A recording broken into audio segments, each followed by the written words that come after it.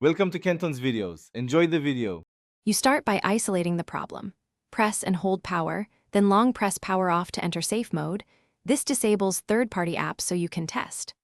While in safe mode, open Settings and run Play Protect to detect known malware, and take screenshots of recent ads for evidence.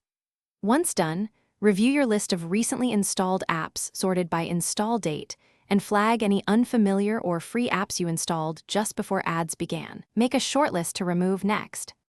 Next, you remove the likely culprits. Uninstall the flagged apps one at a time, but if an app won't uninstall, go to Settings right arrow Security right arrow Device Admin Apps and revoke its admin rights first, then remove it.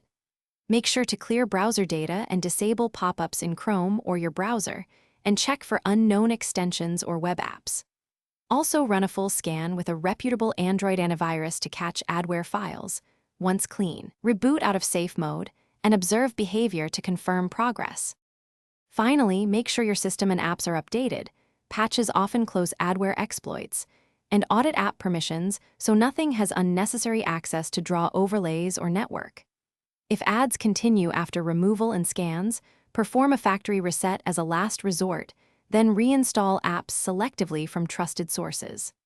As a troubleshooting tip, if issues persist even after reset, wipe the cache partition from recovery. Try creating a new user profile to isolate settings, or contact your carrier or device support for deeper inspection.